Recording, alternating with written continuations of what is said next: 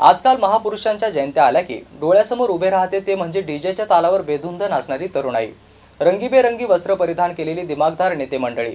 मात्र या सर्व अनावश्यक खर्चाला फाटा देऊन पैठण तालुक्यातील ढाकेफळ येथील उसाच्या फडातच अगदी साधेपणाने संत सेवालाल महाराज यांची जयंती साजरी करण्यात आली।